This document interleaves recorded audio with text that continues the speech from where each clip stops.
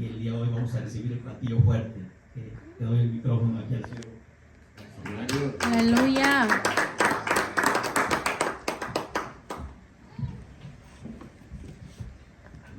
¿Cuántos dan gloria a Dios en este día? Gloria a Dios.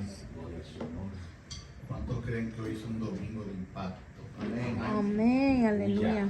Estamos eternamente agradecidos con Dios por todo lo que está haciendo. Anoche no podía dormir pensando en cómo vamos a liderar tantas cosas tan grandes que el Señor nos trae en camino. Y ya es tiempo de que esta semana, el fin de semana, si Dios quiere, nos vamos a sentar en la iglesia, porque necesitamos hacer el régimen interno de la iglesia. Porque yo tengo una visión donde veo que viene mucha gente y Dios es un Dios de orden. Si nosotros no estamos organizados, Dios no puede traer gente. Porque Dios, antes de llenar la tierra, primero mandó organizar el caos. ¿Verdad? Entonces Dios no habita en medio del desorden, Dios primero lo organiza para luego, ahora sí, empezar a trabajar. Amén. Amén. Entonces vamos a organizarnos, porque no se trata de un capricho de nosotros, sino que esa es la regla divina, el orden. Quiero invitarle que vaya conmigo al libro de los Hebreos, libro de Hebreos, capítulo 11,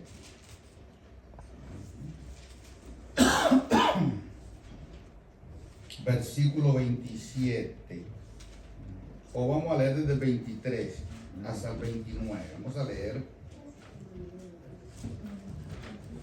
esos 6 versículos. Cuando todos lo tengan me dan un amén. Amén. Leemos el nombre del Padre, del Hijo y del Espíritu Santo de Dios.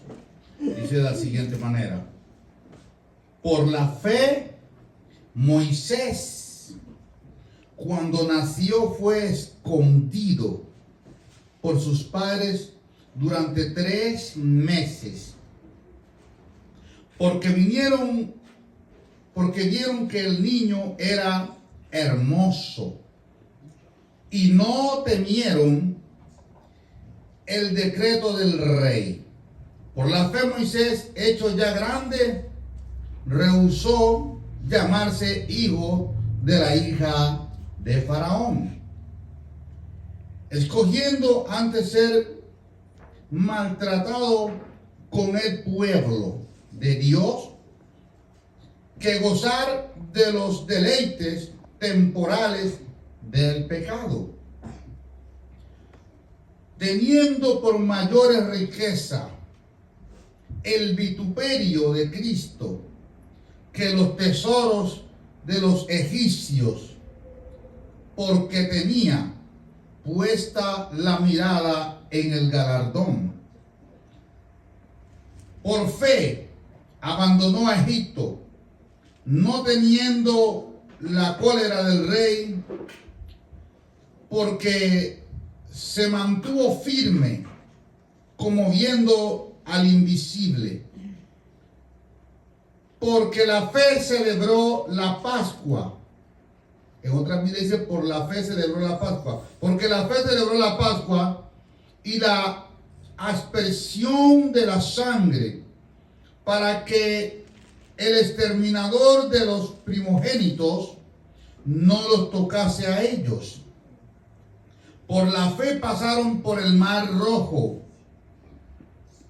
como por tierra seca, e intentando los egipcios hacer lo mismo, fueron ahogados. Amén. Tome su asiento, por favor. Vamos a tocar un tema y lo vamos a dar por título: confianza ante lo desconocido. Usted sabe que la mayoría de nosotros, los humanos, le tenemos pavor, miedo, temor a lo desconocido. Y aún quizás pensando y sabiendo que es bueno. Pero nos da mucho miedo ir a territorio que no conocemos.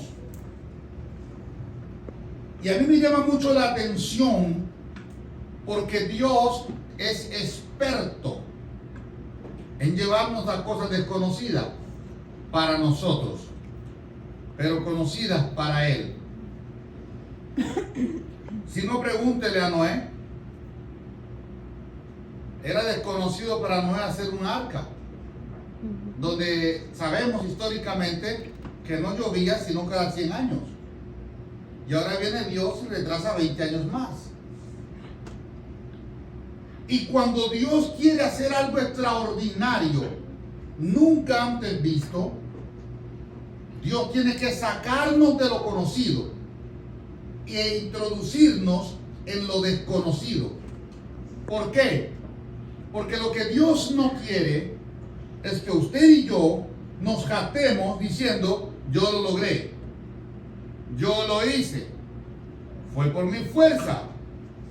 Entonces, cuando Dios te lleva a terreno desconocido, sabes que no eres tú, que es Dios que te lleva.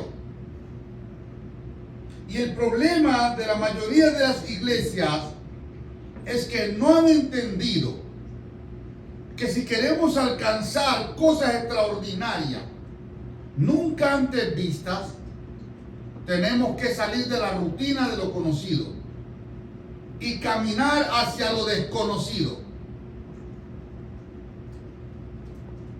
Y eso da miedo, eso da pánico. Cuando Dios le dice al pueblo de Israel, dile a los hijos de Israel que marchen, que voy a dividir el mar y van a pasar por debajo de las aguas, eso era desconocido. ¿Y qué le dijeron ellos a Moisés? ¿Acaso no había cementerio en Egipto? ¿Que nos trajiste aquí para morir? Nosotros no vamos a caminar en lo desconocido. Pero Moisés le dice: tranquilo, Dios hoy peleará por vosotros y vosotros estáis tranquilos. Señores, quiero enfatizar en algo muy interesante, y es lo siguiente. Punto número 1.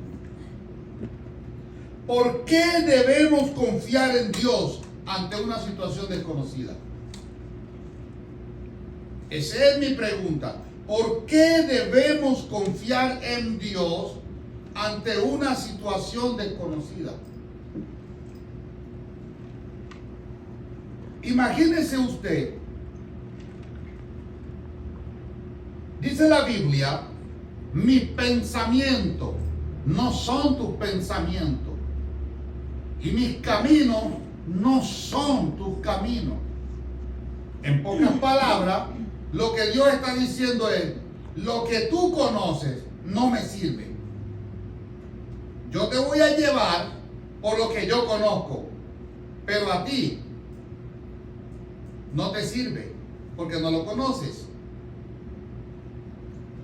Y una de las cosas que Dios quiere hacer cuando nos lleva por caminos desconocidos, diga conmigo, es tratar con mi temor.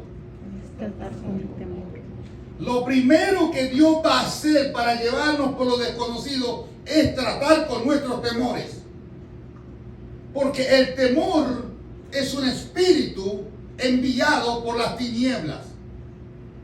Y déjeme decirle que el temor paraliza no solamente al cristiano, sino a cualquier ser viviente en la faz de la tierra.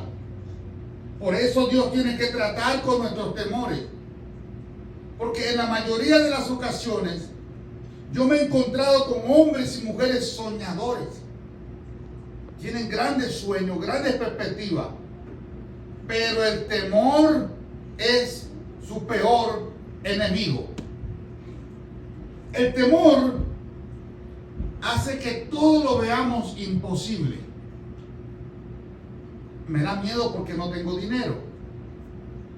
Me da miedo porque para esa carrera o para esa profesión o para ese estudio o para aquello, yo no tengo la capacidad. Me da miedo emprender esto o aquello, porque si este que es profesional no lo logró, imagínense de mí. Entonces, cuando nosotros nos damos cuenta, estamos embarcados en la nave de la incertidumbre. Porque el temor paraliza y después de paralizar, produce incertidumbre. Que usted no sabe qué hacer, por dónde empezar, hacia dónde caminar. Y esto no solamente le pasa a un inconverso, también a un hombre de Dios. Si no, pregúntele a Elías. Aleluya, gloria a Dios. Cuando Elías sale huyendo de la matona, Elías tenía tanto susto que él no sabía hacia dónde huir. Y él decía, mira, me están buscando para quitarme la vida y solo yo he quedado. Y todavía el ángel de Dios diciéndole, devuélvete. Pero la incertidumbre era tan grande que Elías pensaba que si se devolvía lo iban a matar. En muchas ocasiones el temor nos hace olvidarnos cuán poderoso es Dios. Amén, gloria a Dios. A Elías se le olvidó cuán poderoso era Dios. Y aún el ángel de Dios diciéndole, Elías, tú no estás solo. Seguía diciendo que estaba solo. Entonces, yo hoy voy a tocarle un tópico muy especial. ¿Cómo voy a vencer el temor para poder lograr un objetivo? El arma más poderosa que puede tener un ser humano para vencer el temor se llama confianza. Y no solamente se necesita confianza en Dios humanamente, también necesito confiar en mis capacidades. Aleluya.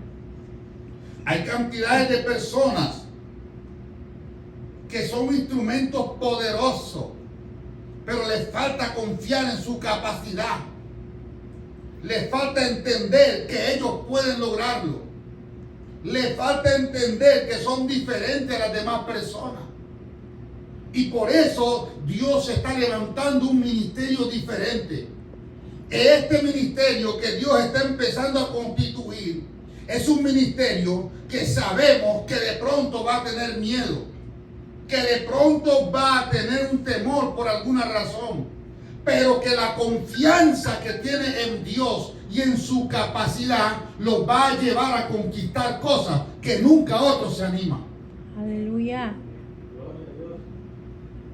Por eso cuando nosotros venimos aquí a la iglesia, tenemos que entender que somos la diferencia, que ya no hacemos parte del montón, que ya las cosas viejas pasaron, que el que nos infundía miedo, el que nos infundía temor, era el enemigo para paralizar el propósito de Dios. Y nosotros ahora tenemos que entender que si queremos alcanzar cosas grandes, no importa que estemos en la orilla de la mar, donde mis ojos naturales no vean salida. Yo debo entender que mi fe está por encima del temor. Aleluya, gloria a Dios. Dile que está a tu lado, lo vas a lograr. Lo vas a lograr. El temor es el enemigo que fue enviado a paralizar tus sueños. Aleluya. El temor es el enemigo que fue enviado a paralizar tus metas. El temor es el enemigo que fue enviado a paralizar tu propósito. Pero por encima del temor se encuentra Dios que dice, yo estoy contigo, avanza. Amén, aleluya. Necesitamos una iglesia atrevida, un pueblo atrevido, que no tenga temor. Y si tiene temor, que tenga confianza en Dios. El problema es que muchos dicen, yo le creo a Dios, yo le creo a Dios, yo le creo a Dios. Déjame decirte una cosa, hasta las gallinas mueren creyendo. Cuando usted le va a torcer el pescuezo a la gallina, creo, y murió creyendo.